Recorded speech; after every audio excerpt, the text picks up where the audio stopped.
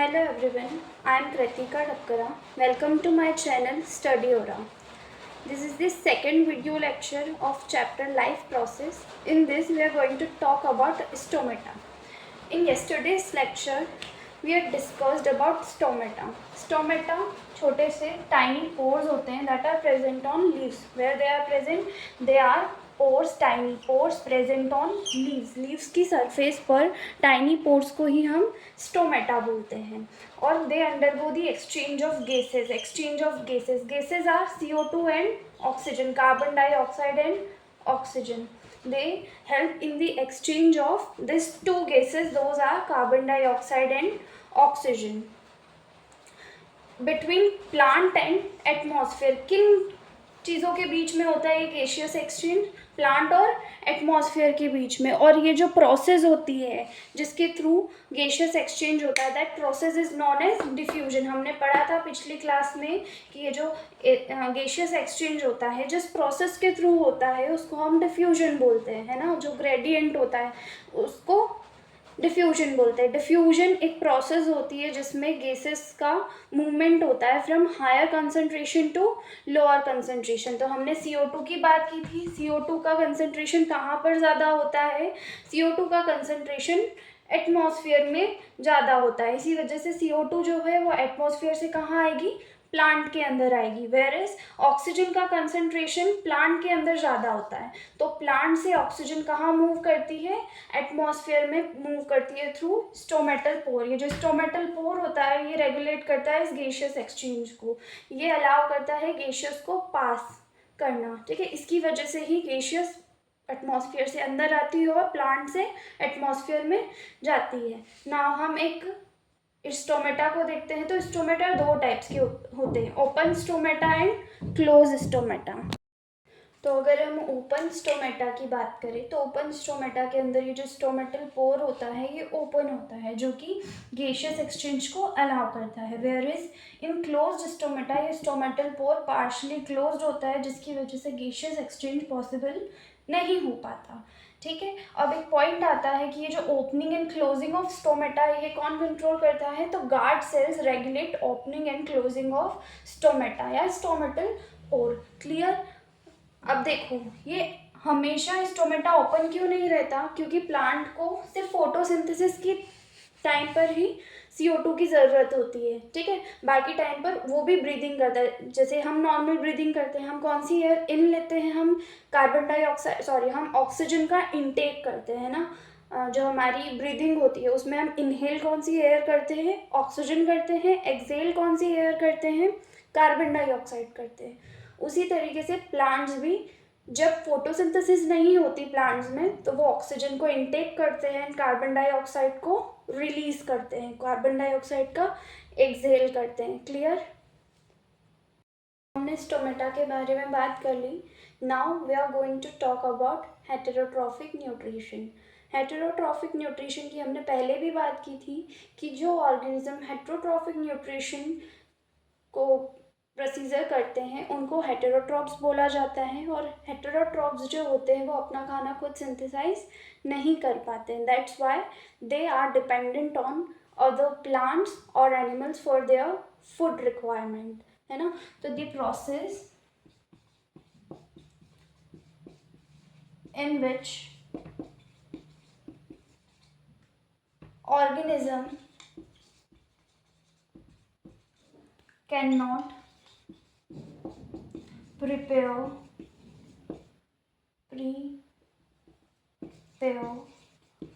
its own food.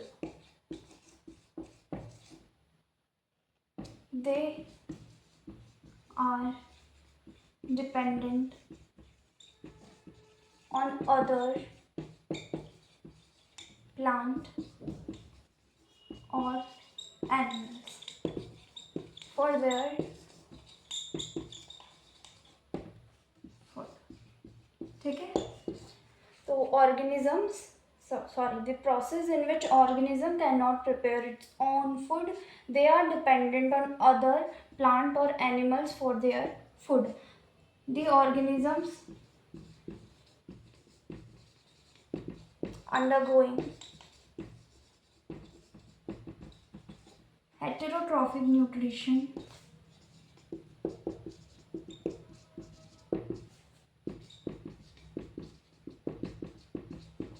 are known as, this is known as heterotrophs. Heterotrophs. Clear? This heterotrophic nutrition is of three types. First is holozoic nutrition. Then we have parasitic nutrition, parasites, and we have saprophytes. अब हम इन तीनों के बारे में separately बात करेंगे. Firstly we will talk about holozoic. What do we mean by holozoic nutrition? तो ये जो होलोजोइक न्यूट्रिशन होता है, इसमें जो ऑर्गेनिजम्स होते हैं वो कॉम्प्लेक्स फूड सब्सटेंसेस को खाते हैं और उनको सिंपलर और सॉल्युबल फूड सब्सटेंसेस में कन्वर्ट करते हैं. जस्ट लाइक इन ह्यूमंस के अंदर क्या होता है, हम कॉम्प्लेक्स सब्सटेंसेस खाते हैं और उनको सिंपलर सब्सटेंसेस में ब्रेक डाउन करते हैं, राइट? ये जो होलोजोइक न्यूट्रिशन होता है ये भी 3 टाइप्स का होता है. हर्बीवोर्स आर ग्रास ईटिंग, ठीक है. जो वेजिटेरियंस होते हैं, जो सिर्फ प्लांट प्रोडक्ट्स पे डिपेंड करते हैं, उनको हम हर्बीवोर्स बोलते हैं. Others are carnivores are flesh और मीट खाते हैं वो लोग, है ना. वो प्योर नॉन वेजिटेरियन होते हैं. वो सिर्फ और सिर्फ एनिमल्स को ही खाते हैं, एनिमल्स के फ्लैश को, उनके मीट को खाते हैं. ओमनीवोर्स जो होते हैं वो दोनों चीज़ें खाते हैं. They consume plant products as well as animal products, ठीक है. तो होलोजोइक में 3 टाइप्स के होते हैं, herbivores, carnivores and omnivores. Now what do we mean by parasitic nutrition? Parasites मतलब जो कि दूसरे ऑर्गेनिजम्स पे डिपेंड होते हैं, दूसरे ऑर्गेनिजम्स पे अपना घर बना लेते हैं और उनसे अपने न्यूट्रिशन डिराइव करते हैं. जैसे कि हमारे बाल में जू होती है, जू क्या करती है, हमारे सिर पर बैठती है और हमारा खून चूसती है ना. तो हम उसके लिए, जू के लिए क्या हुए, हम होस्ट हुए और वो हमारे लिए क्या हुई, पैरासाइट हुई. क्लियर? सेप्रोफाइट्स जो होते हैं वो dead and decaying food materials पे बैठ के अपना खाना डिराइव करते हैं. जैसे कि जो ब्रेड के ऊपर फंगाई जम जाती है ना. ब्रेड को हम ज़्यादा दिन तक या फिर रोटी को ज़्यादा दिन तक रखेंगे तो उसके ऊपर एक फंगाई आ जाती है ना. वो फंगाई जो होती है उस ब्रेड से अपना खाना डिराइव करती है, उस सड़े हुए ब्रेड से, सड़ी हुई रोटी से अपना खाना लेती है. सेप्रोफाइट्स के एग्जांपल में मशरूम भी आता है. अब हम सबसे पहले होलोजोइक को डिटेल में पढ़ेंगे. हम होलोजोइक न्यूट्रिशन की बात करें तो in this complex food substances are taken in and they are converted into simpler substances, ठीक है. इस टाइप के न्यूट्रिशन में कॉम्प्लेक्स सब्सटेंसेस का इंटेक करती है बॉडी और उन कॉम्प्लेक्स सब्सटेंसेस को सिंपलर सब्सटेंसेस में ब्रेक डाउन करती है ना. इसके हमने एग्जांपल देखें तो एग्जांपल होता है अमीबा एक यूनिसेल्युलर ऑर्गेनिज्म है. हमने पिछली क्लास में भी डिस्कस किया था, है ना. अमीबा हुआ, जितने भी हमारे आसपास हम देखते हैं, काऊ हुई, डॉग हुआ, ह्यूमन्स हुए, है ना. ये सारे एग्जाम्पल्स होते हैं होलोजोइक न्यूट्रिशन के. ये होलोजोइक न्यूट्रिशन में ऑर्गेनिजम्स क्या करते हैं, कॉम्प्लेक्स फूड सब्सटेंसेस का या मॉलिक्यूल्स का इंटेक करते हैं और उनको कन्वर्ट करते हैं सिंपलर सब्सटेंसेस में. एग्जाम्पल क्लियर है? अब ये हमने 3 टाइप्स के देखे थे तो हम वो भी लिख लेते हैं. This are of 3 types. 3 types के कौन कौन से होते हैं? Herbivores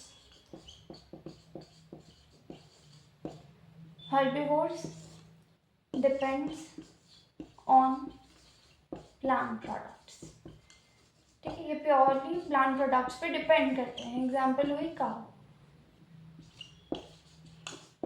हमने देखा है गाय और गॉट, है ना. बकरी, गाय और बकरी जो है वो सिर्फ और सिर्फ प्लांट के प्रोडक्ट्स को, घास को ही खाती है ना. या फिर वेजिटेरियन होती है, हमें ये भी बोल सकते हैं, ठीक है. फिर कार्निवोर्स जो है वो प्योरली क्या होते हैं, नॉन वेजिटेरियंस होते हैं. Depends on animal products, animal flesh और meat. Clear. Third one is omnivores.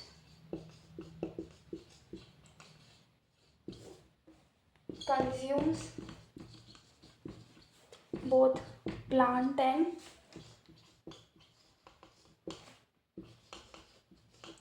animal products.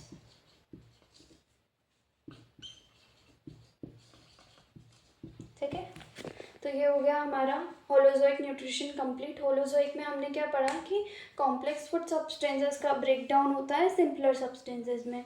3 types के होते हैं, हर्बीवोर्स, कार्निवोर्स एंड ऑमनीवोर्स. हर्बीवोर्स जो है वो प्लांट प्रोडक्ट्स पे डिपेंड करते हैं, एग्जाम्पल हुआ काऊ और गोट. कार्निवोर्स जो है वो एनिमल प्रोडक्ट्स पे डिपेंड करते हैं कम्प्लीटली, जिसको हम नॉन वेजिटेरियन भी बोल सकते हैं, जिसकी वो क्या खाते हैं, फ्लैश खाते हैं और मीट खाते हैं.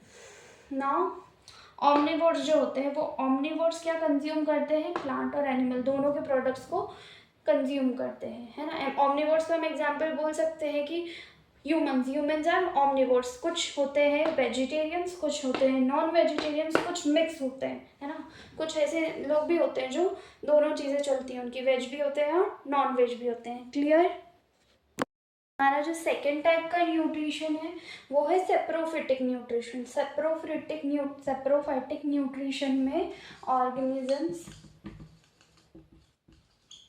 कंज्यूम या organisms are dependent on dead and decaying substances for their food. अपनी फूड के लिए वो डेड एंड डिकेइंग सब्सटेंसेस पे डिपेंडेंट होते हैं. Those are saprophytes. सेप्रोफाइट्स का एग्जाम्पल है fungi like bread moulds, mushroom and yeast. Example है फंगाई जैसे कि ब्रेड मोल्ड और ये सारे जो है एक टाइप के फंगाई होते हैं. मशरूम, यीस्ट हुआ, यीस्ट भी एक टाइप का फंगाई है, मशरूम भी एक टाइप का फंगाई है. अब ये जो यीस्ट होता है ये यूनिसेल्युलर फंगाई होते हैं, बाकी जो जितने भी फंगाई होते हैं वो सारे मल्टी सेल्युलर होते हैं. तो ये पॉइंट हम ध्यान रख सकते हैं. थर्ड टाइप का जो हमारा जो पैरासाइट्स होते हैं वो ऑर्गेनिजम्स होते हैं दैट लिव्स ईदर ऑन, या तो और किसी दूसरे ऑर्गेनिज्म के ऊपर रहेंगे या फिर इनसाइड, मतलब उसकी अंदर, बॉडी के अंदर रहेंगे और उनसे अपना न्यूट्रिशन डिराइव करेंगे. एग्जाम्पल है प्लाज्मोडियम, टिक, लाइस. ठीक है, लाइस मतलब जो, टिक मतलब जो डॉग के ऊपर जो कीड़े होते हैं छोटे छोटे से, उनको टिक बोलते हैं. वो भी सेम काम करते हैं जो हमारे ऊपर करते हैं. हमारे ऊपर लाइस क्या करती है, खून चूसती है और अपना खाना बनाती है. उसी तरीके से टिक क्या करते हैं, डॉग्स के ऊपर बैठते हैं और अपना खाना डिराइव करते हैं. लीच हो गई. लीच हम सब देखते हैं रेड कलर का, रेड लाइक टेक्सचर होता है उस ऑर्गेनिज्म का, छोटा सा होता है जो कि चिपक जाता है, वो भी सेम काम करता है. टैपवर्म हुआ, कसकटा जो है ये एनसीईआरटी में दे रखा है and it is very important. कसकटा या फिर अमरबेल जिसको बोलते हैं हम, ये प्लांट के ऊपर एक बड़ा सा प्लांट होगा, एग्जाम्पल मैंगो. ठीक है, मैंगो के प्लांट के ऊपर कसकटा बैठ जाता है. कसकटा का कलर कौन सा होता है, येलो होता है. तो ये भी लिख लेना, कसकटा का येलो कलर होता है. ये एक बड़े प्लांट के ऊपर, जिसको हम बोल सकते हैं कि एंजियोस्पर्म जो प्लांट होते हैं, कॉम्प्लेक्स प्लांट्स को हम एंजियोस्पर्म्स बोलते हैं. तो एंजियोस्पर्म्स के ऊपर बैठकर और अपना खाना डिराइव करते हैं. कसकटा कौन सा कलर होता है, येलो कलर होता है. कसकटा का दूसरा नाम क्या होता है, अमरबेल होता है. It is very important. ठीक, हमने ऑटोट्रॉफिक न्यूट्रिशन की बात कर ली, हेटेरोट्रॉफिक न्यूट्रिशन की बात कर ली. अब हमको जो है डिफरेंस बताना है बिटवीन ऑटोट्रॉफिक और हेटेरोट्रॉफिक न्यूट्रिशन में. तो मैं ऑरली बता देती हूँ कि जो ऑटोट्रॉफ्स जो होते हैं वो अपना खाना खुद बनाते हैं इनऑर्गेनिक सब्सटेंसेस को यूज़ करके, जैसे कि water, carbon dioxide and sunlight. Whereas जो हेटेरोट्रॉप्स होते हैं वो अपना खाना खुद नहीं बनाते हैं, they are dependent on other plant और animal for their food requirement. ठीक है, तो एक बेसिक पॉइंट तो हम ये लिख सकते हैं। फिर हमने देखा था कि जो ऑटोट्रॉप्स होते हैं उनके अंदर क्लोरोफिल होता है, हेटेरोट्रॉप्स में क्लोरोफिल नहीं होता। क्लोरोफिल क्या काम करता है, कैप्चर करता है सनलाइट को। ठीक है, फिर जो ऑटोट्रॉप्स होते हैं वो अपना खाना खुद बनाते हैं इनऑर्गेनिक सब्सटेंसेस को यूज़ करके, बल्कि जो हेटेरोट्रॉप्स होते हैं वो डिपेंड करते हैं ऑटोट्रॉप्स के ऊपर डायरेक्टली और इनडायरेक्टली अपने खाने के लिए। ठीक है, फिर जो ऑटोट्रॉप्स है उसमें डाइजेशन ऑफ फूड नहीं होता, हेटेरोट्रॉप्स में फूड का डाइजेशन करना पड़ता है, क्योंकि हेटेरोट्रॉफिक न्यूट्रिशन के अंदर हम कॉम्प्लेक्स फूड को खाते हैं, तो उस कॉम्प्लेक्स फूड सब्सटेंसेस को सिंपलर फूड सब्सटेंसेस में कन्वर्ट करना बहुत नेसेसरी होता है। फिर जो ऑटोट्रॉफ्स होते हैं वो प्रोड्यूसर्स होते हैं, मतलब ऑटोट्रॉफ्स या बेसिक खाना बनाते हैं ना। ग्रीन प्लांट जी सबसे बेसिक खाना बनाते हैं, जो घास होती है, बड़े बड़े पेड़ पौधे जो होते हैं, ये सारे प्रोड्यूसर्स होते हैं। तो ये सबसे पहले आते हैं फूड चेन के अंदर, और ये प्रोड्यूसर्स के बाद आते हैं कंज्यूमर्स। कंज्यूमर्स हेटेरोट्रॉफ्स को ही बोला जाता है, प्रोड्यूसर्स किसको बोला जाता है, ऑटोट्रॉफ्स को बोला जाता है। क्लियर? ठीक है, अब हम बात करेंगे how do organisms obtain their nutrition, है ना। तो इसमें हमको पता है कि ऑर्गेनिज्म अलग अलग लेवल के होते हैं, कुछ मल्टी सेल्यूलर ऑर्गेनिजम्स होते हैं, कुछ यूनिसेल्युलर ऑर्गेनिजम्स होते हैं। जो यूनिसेल्युलर ऑर्गेनिज्म होते हैं उनके अंदर एक ही सेल होता है, तो वो डायरेक्टली अपने सरफेस पे खाना एब्जॉर्ब कर लेते हैं ना।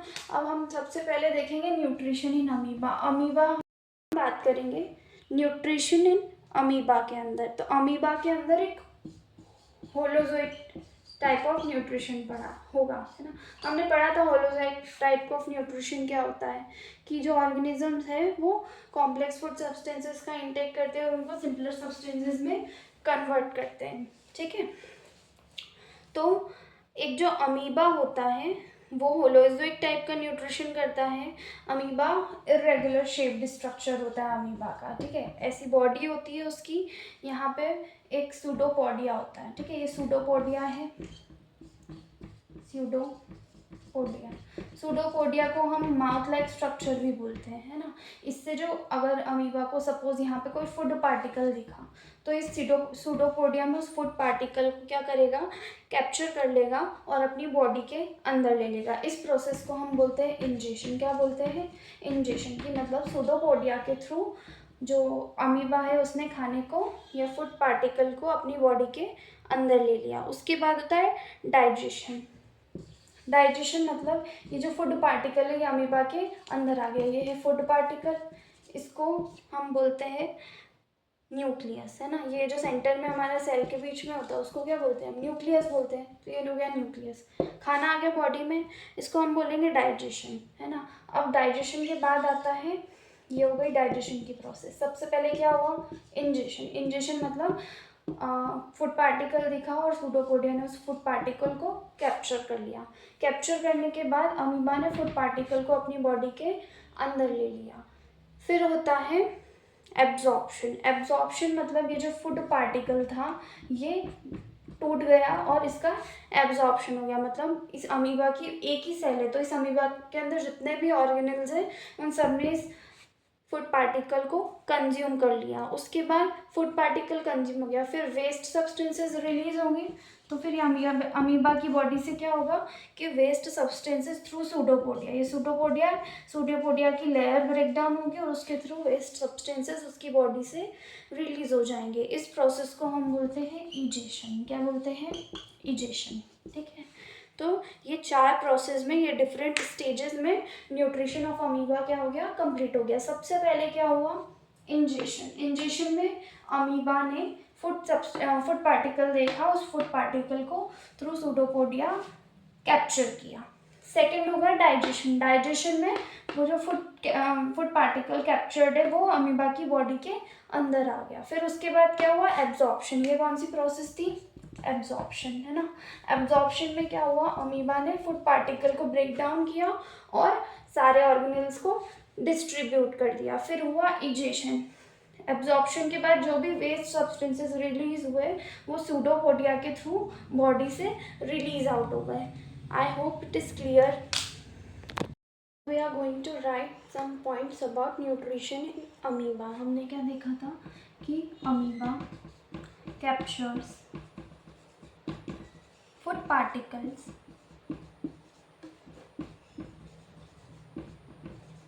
Through finger like projections known as pseudopodia.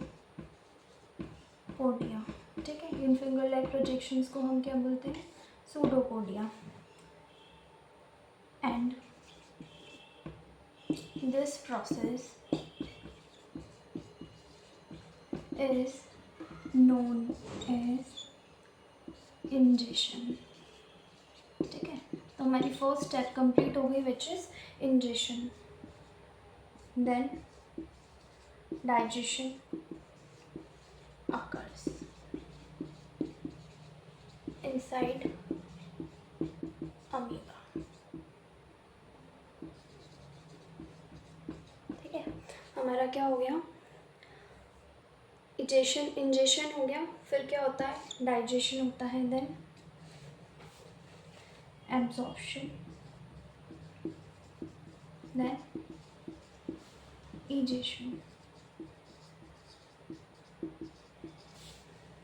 Egestion को हम क्या बोलते हैं? वेस्ट रिमूवल की process is known as egestion. Clear? Absorption के अंदर अमीबा क्या करता है? जो डाइजेस्टेड फूड पार्टिकल है उसको एब्जॉर्ब करने का, उसको डिस्ट्रीब्यूट करने का काम करता है. आई होप इट इज़ क्लियर. अब हम एक रॉ डायग्राम बना लेंगे which is also given in NCERT. तो आप लोग NCERT में भी देख सकते हैं.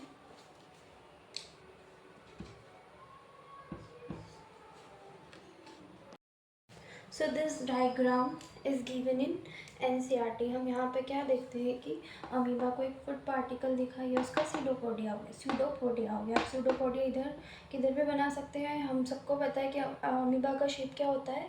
इरेगुलर होता है. क्लियर? तो यहाँ पे फूड पार्टिकल. ठीक है, अब ये यहाँ पे सूडोपोडिया बताया हुआ है. फिर यहाँ पे क्या बताया कि ये जो सूडोपोडिया है इसके थ्रू फूड अमीबा की बॉडी के अंदर आ गया और एक फूड वैक्यूल के अंदर कवर हो गया. ठीक है, इस प्रोसेस को, इस वाली प्रोसेस को जहाँ पे अमीबा ने फूड को देखा, उस प्रोसेस को, और अमीबा का जो फूड पार्टिकल वो अमीबा के सूडोपोडिया के पास आ गया. इस प्रोसेस को हम इंजेशन बोल सकते हैं, इसको हम डाइजेशन बोल सकते हैं. डाइजेशन में हमने यही पढ़ा था कि जो फूड पार्टिकल है वो अमीबा की बॉडी के अंदर आ जाएगा. और इस प्रोसेस को हम क्या बोल सकते हैं?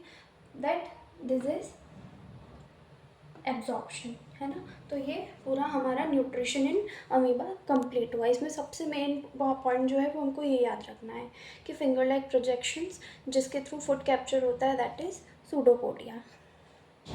Now we will talk about nutrition in paramecium. Paramecium is also unicellular organism. It is also unicellular. हमने अमीबा के अंदर क्या देखा था? सूडोपोडिया. तो ये we will talk about cilia. जो काम सूडोपोडिया करता है इधर सीलिया करता है. ठीक है, सीलिया के थ्रू ही फूड पार्टिकल्स मूव होते हैं in paramecium. Unlike cilia, pseudopodia functions in amoeba. Clear?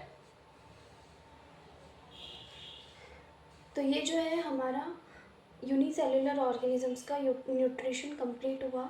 अब हम अगली क्लास में ह्यूमन के अंदर डाइजेस्टिव सिस्टम की बात करेंगे. हम ह्यूमन डाइजेस्टिव सिस्टम की बात करेंगे इन दी नेक्स्ट क्लासेस.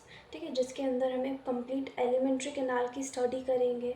ठीक है, माउथ हुआ, then will talk about oesophagus, then stomach, then intestines and the excretory system. I hope it is clear to all of you. Thank you so much for watching.